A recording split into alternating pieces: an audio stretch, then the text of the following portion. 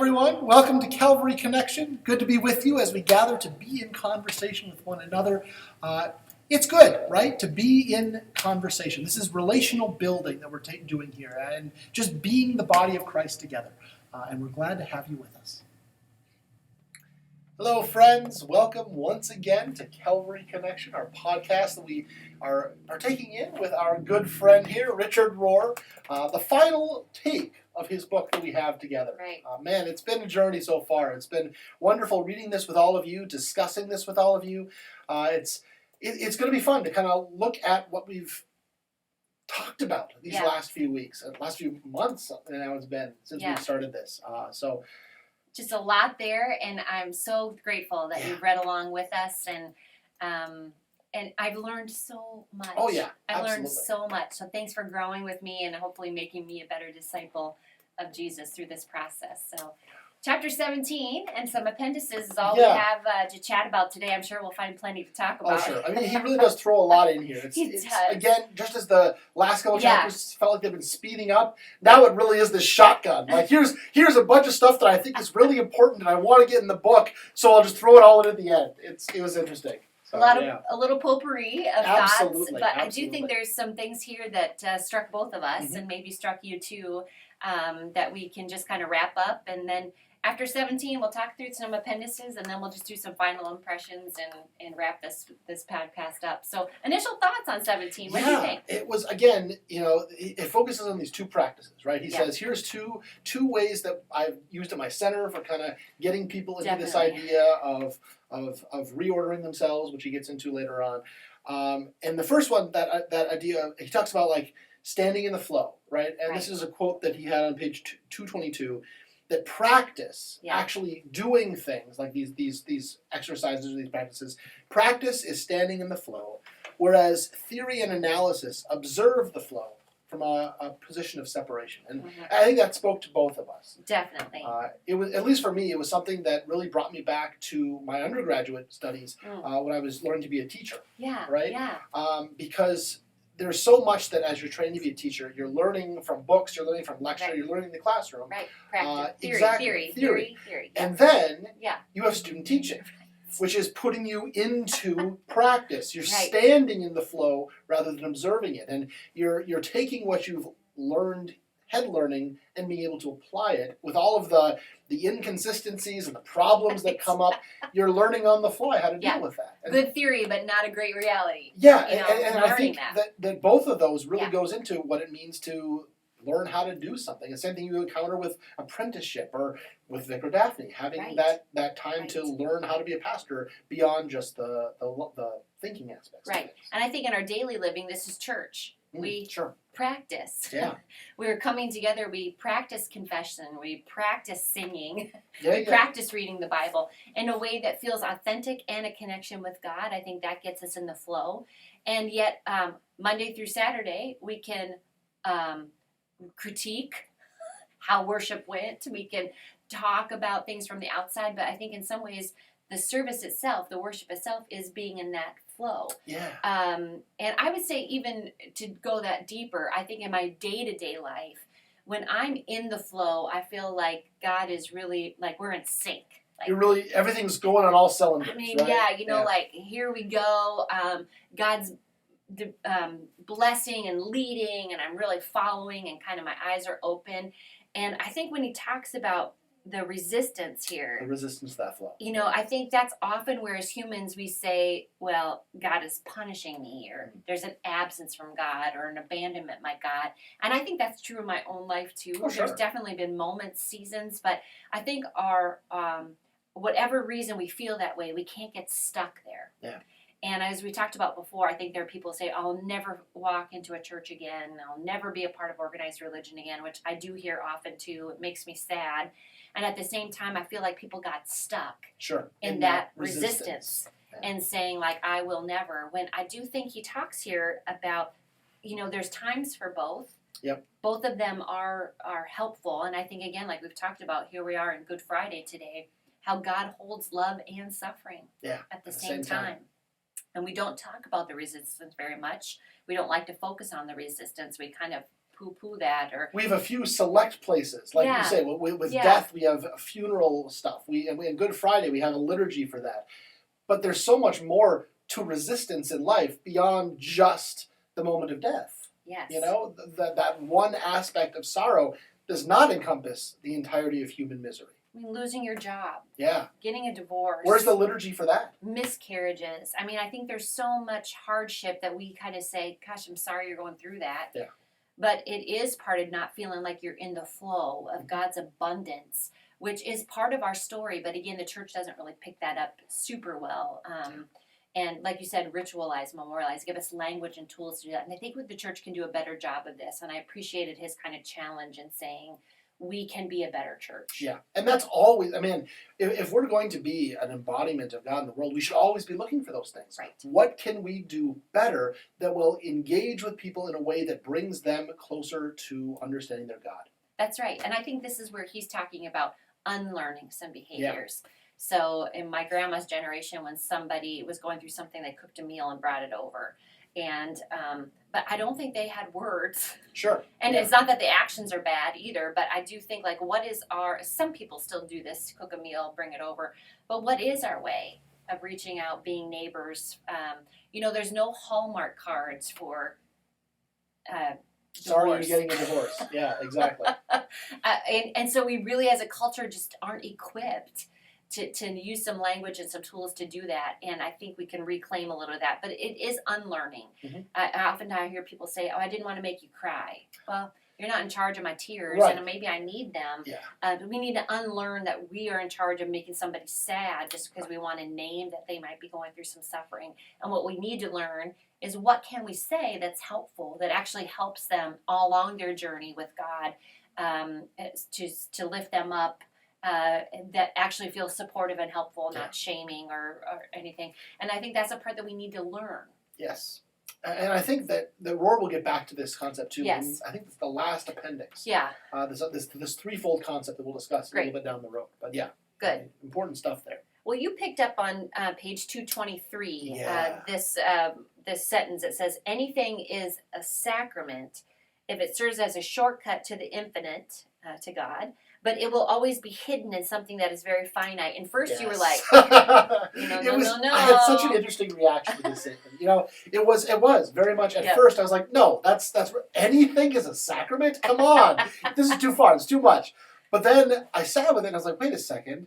No, that is exactly what we're getting at with a sacrament, that God comes to us through something ordinary, something finite. In that it is this shortcut. We've talked about this, almost has some negative connotations, but expressways. I like it. Right? Yeah. I like it. It worked for me. I mean, here's the straight, clear path. You can go faster than everyone else. It's a direct connection.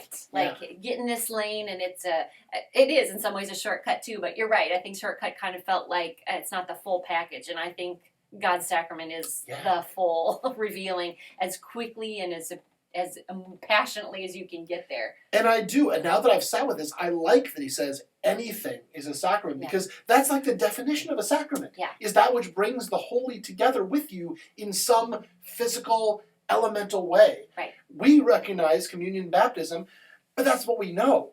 Anything that God shows up in such a way, that's sacramental. Absolutely. And God pursuing us. Yes. God finding ways to reach us. It's not stuff that we're trying to make up or put God in a different place. And I really like that. And I think the hidden piece of this is also true. Sure.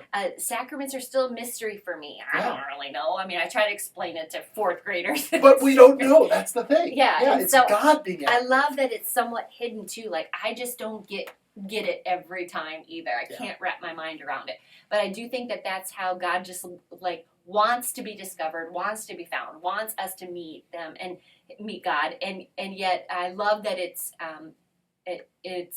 also some hidden mystery too. Right. It's a great quote. Well, all of this is kind of a prelude to the actual two practices that he gets into, right? Right. He provides us two kind of, I don't know how you would say it, meditations, guided meditations to walk through, to kind of get us closer to understanding that concept of the universal Christ. And the first one was this idea of, that I felt as just kind of just being, right? Yeah. Escaping from analyzing things, escaping from casting judgments on ourselves, on our experiences, whatever that might be. Yeah. How was this experience for you, Jen? You know, I think it was so telling in the sense of how much we do analyze ourselves, the world around us, and again, I think, or even judge. I think sometimes there's a negative connotation with judgment, but we have to make them all the time. Right. We have to make decisions, we have to make choices, and they're based on just a variety of different experiences. But it was really, when I paused, it was just like, man, that is a lot of my emotional energy. Yeah. I'm spending a lot of emotional energy trying to process, listen, analyze, I think, judge, what could I do differently, or how did that work, or so I think that was probably at the heart of it, how telling. And then again, I think my discipline, as it started in seminary, is to try to remember who I am at the end of the day, where I need to find the most peace. I mean, sometimes it's being a mom, not gonna lie, sometimes it's being a wife, a daughter. But I do think that at the end of the day, where I want to find the most peace is that I'm a child of God. Sure. And that not just any child of God, but a beloved. Yes. A beloved. So if God can see me as a beloved daughter, why can't I? Instead of like, oh, I have this blemish here, or my hair is graying, or I really screwed that. Seeing the fullness of yourself as beloved. Yeah. In your entirety. Yes. And I think that was a good challenge for me. What about you? So for me, it really came down to the second part of the sentence that I quoted here, where Rohr says, you can do without wasting so much energy deciding if something is good or bad, grace given or temperament driven, divine or human. And then you kind of touched on this too, that we really do spend so much time, in my case, but sure, overanalyzing every little detail about the things we experience in life. When I say something and then I think to myself, oh, why did I say it that way? Why did I do that? Yeah. So this is why I actually got turned on to podcasts, is because at night when I was lying in bed, my brain would be going a million miles an hour, analyzing everything about the day. Yeah. I just need something else to focus on, and so I can fall asleep. And so that's what this spoke to me, was that we really do spend so much time and energy on judging our behaviors, judging our thoughts, like saying, everything, when there is so much to be gained by just being. Yeah. And just sitting in the experience without casting any judgments, without trying to analyze it, just experiencing the moment. And I do think that's something that I'm not good at, and that I would certainly make my life better. Yeah. Would you like to fall asleep to our voices on the podcast? You can respond or not respond. Well, hopefully we haven't put too many people to sleep in our conversations. But yeah. No, I think you're really true. I think the other part of this, to go to practice 2 here, here's another kind of mindset thing. Where can we find some peace? And I was really struck by him saying that salvation is simply having the mind of Christ. I don't do this very well either.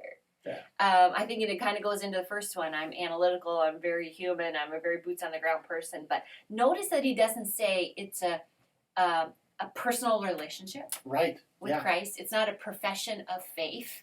It's not a testimony. It's not being rebaptized. It's not being all the things that sometimes we think if we don't do, if we don't check the boxes, we're not going to be worthy of, or these are the things so we can assure that we're going to heaven. Again, we get so caught up in this. How are we going to be assured that we're going to heaven?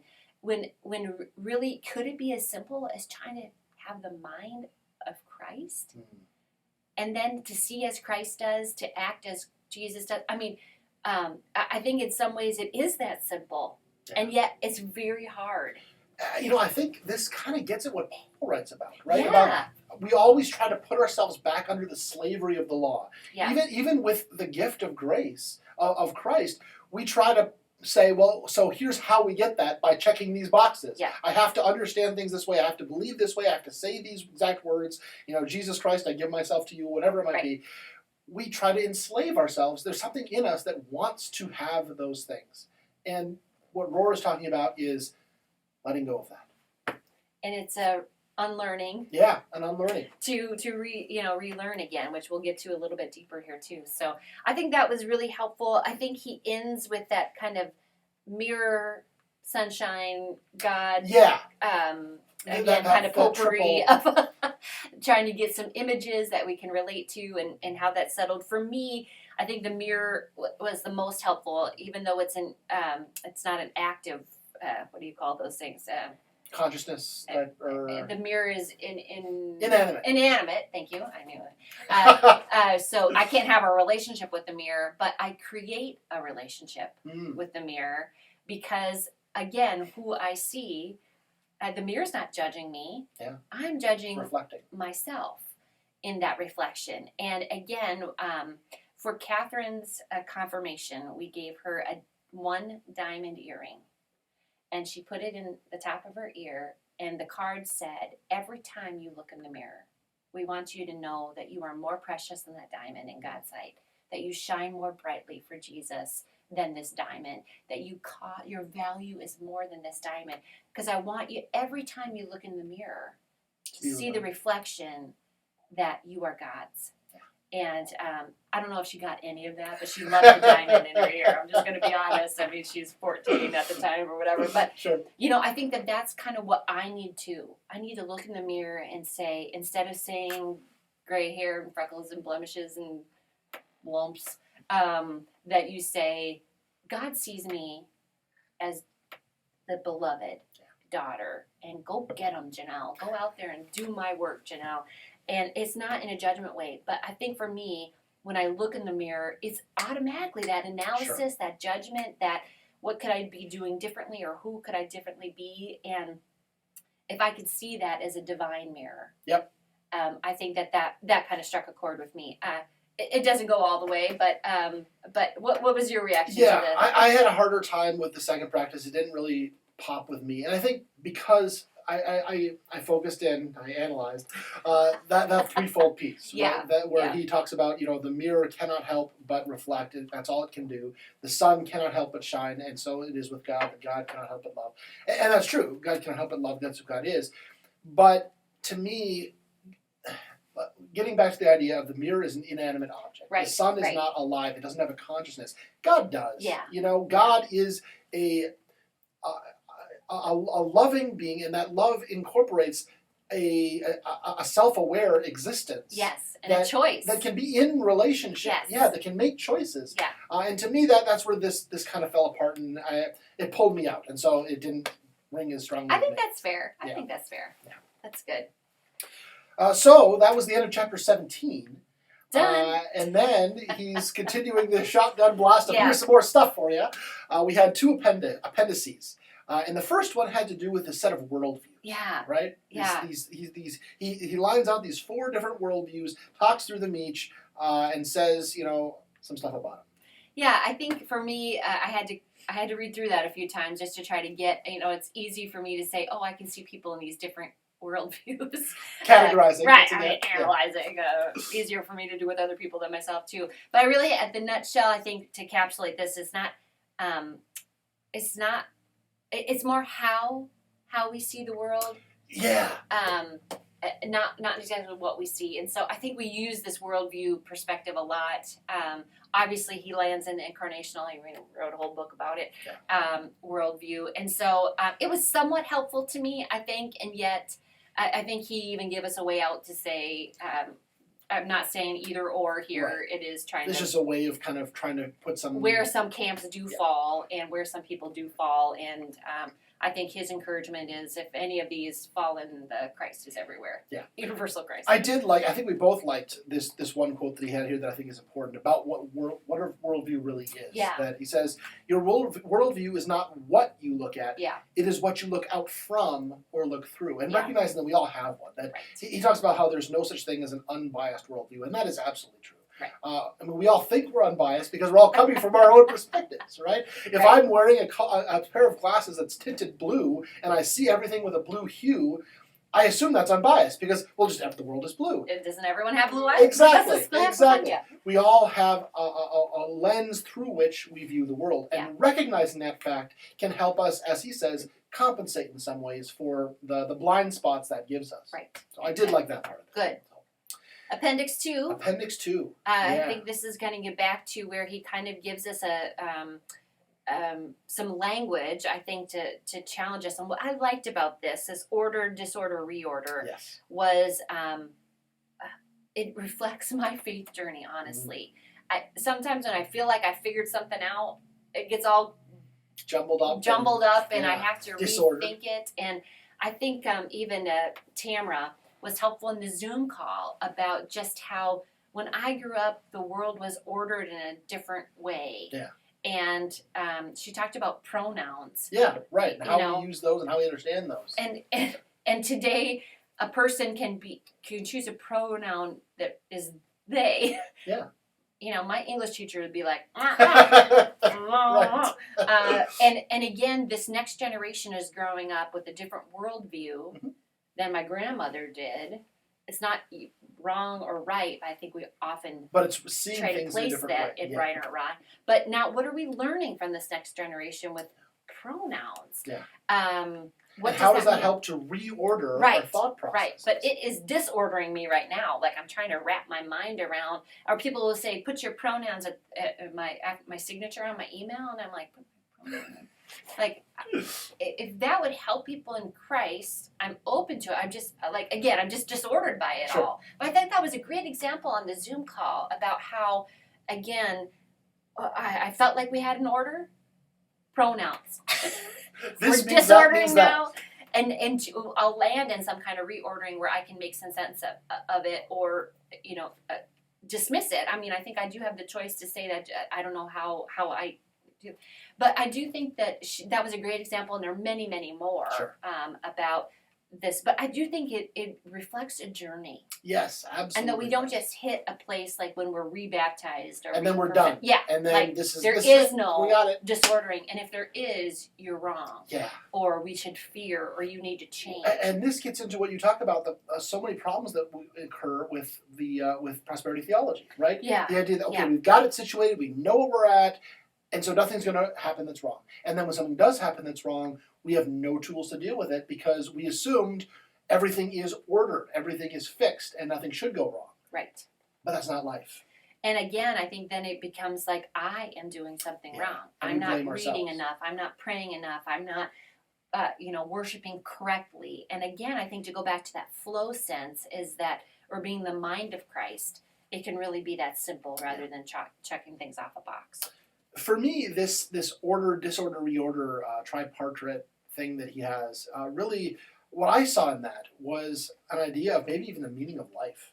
That is this perhaps why we exist in life prior to going on to heaven, to the next life, whatever God has planned after this.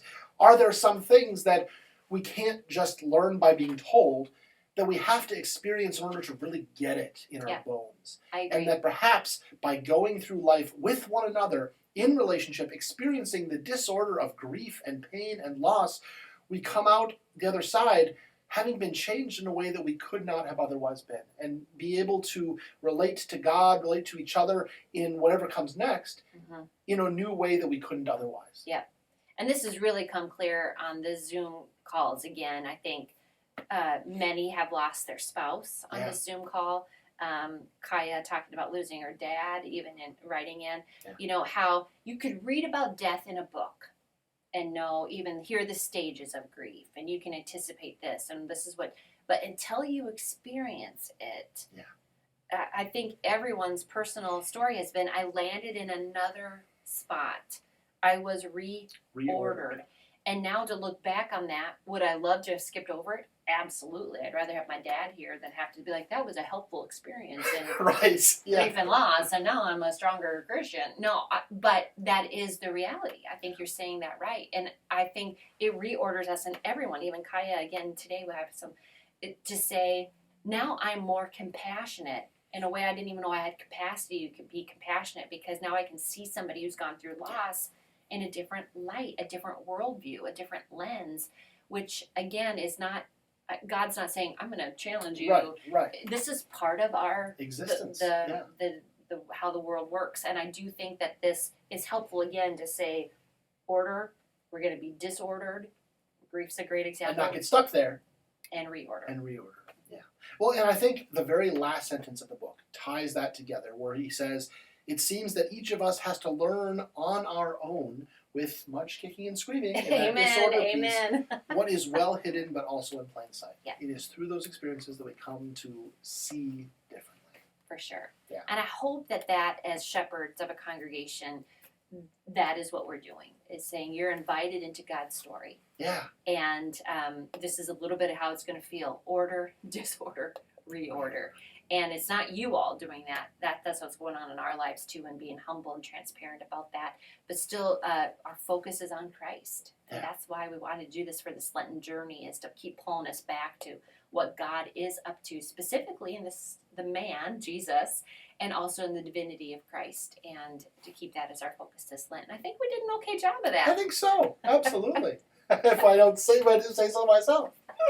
Well, final impressions of the book, Jeremiah. What would you say? So, there were certainly things, as was always the case, that I was like, I don't think we're on base with this, or it doesn't work for me. And I'm going to leave that on the cutting room floor. But there were definitely things that I will remember forever from this book. I mean, for me, again, like I said last week, that understanding of Mary, Magdalene, and Paul put together is a brilliant observation. And it forever will change how I see their relationships to Christ and their relationships to each other. And so that was absolutely brilliant. I mean, I really like how he is encouraging all of us to think about the divine in different ways. I think that is always something that is important. It is always important to not get stuck in our worldview and not be able to ask those questions. And that's something I think Rohr really helps with divinely. Yeah, I agree. I would say one of the things that's always going to stick with me is the great comma. Right.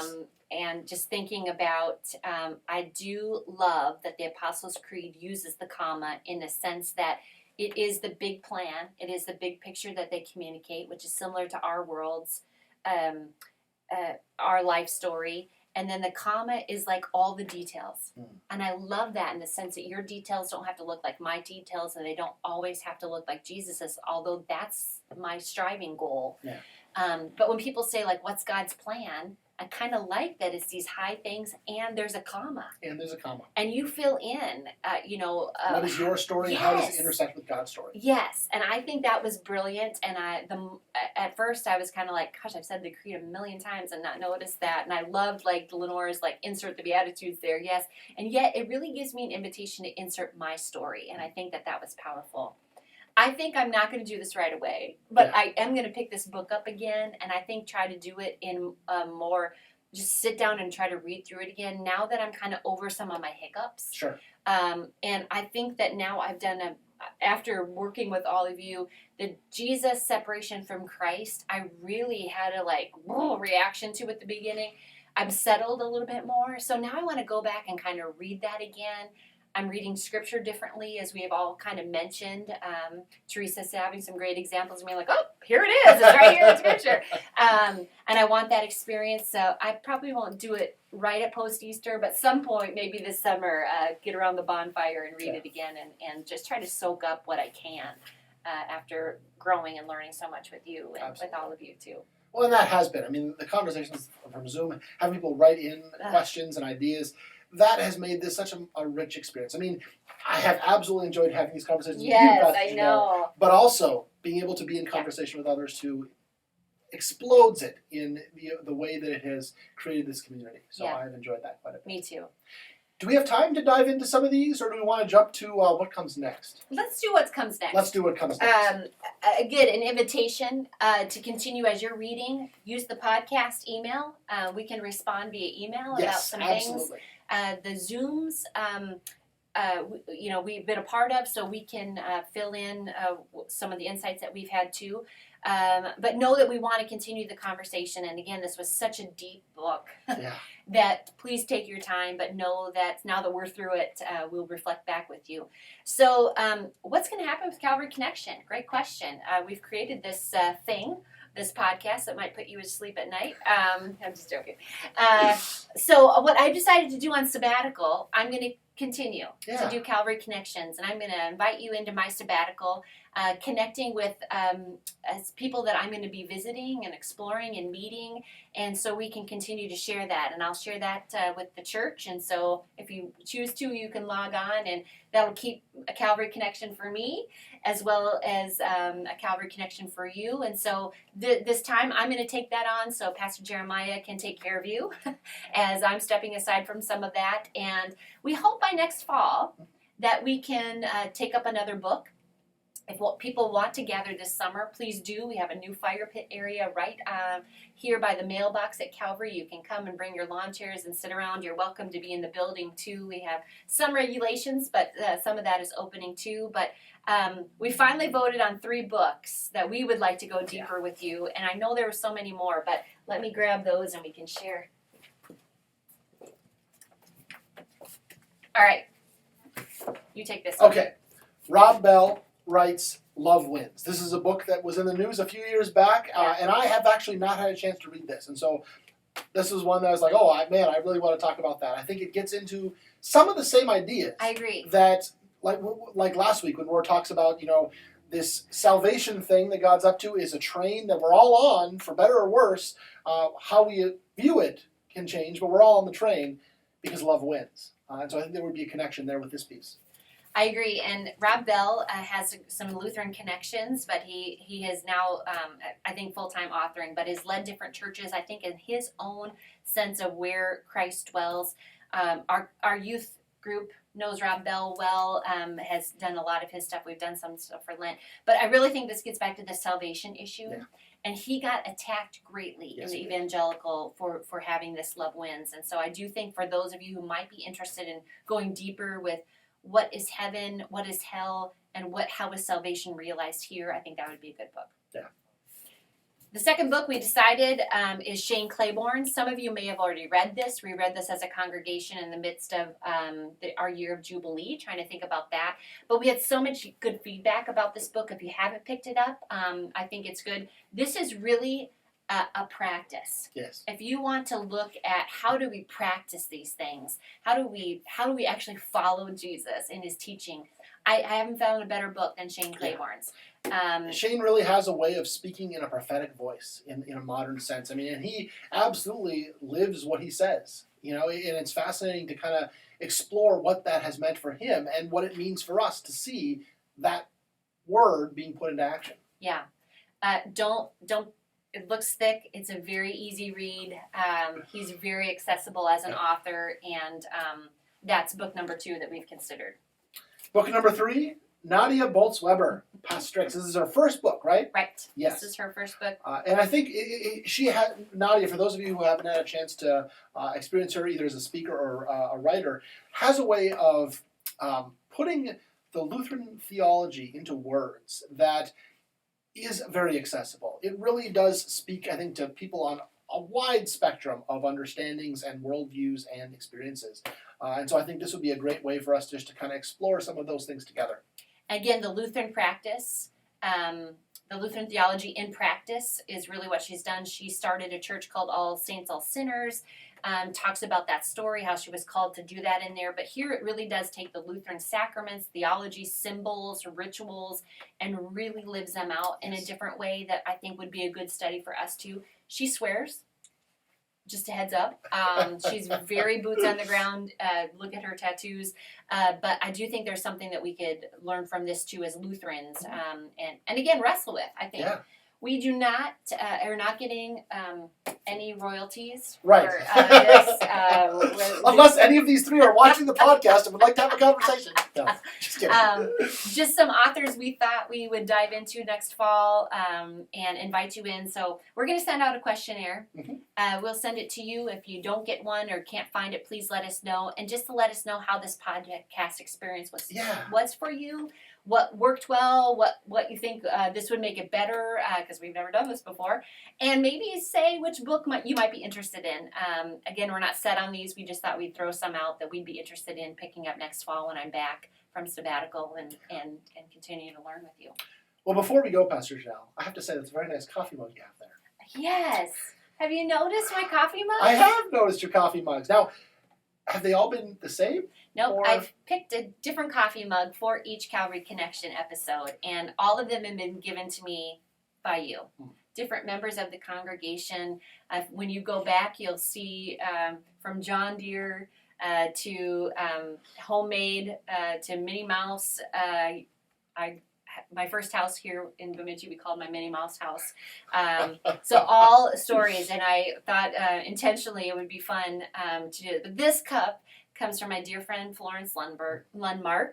Florence is 95, just a faithful prayer warrior and witness to God. And she wanted me to have this cup just last week before Holy Week as a sign of spring, of new life. She loves to sit and look at the lake and look at the birds. And so each week, friends, you've been with me through these gifts of coffee mugs. You know how much I love coffee and conversation.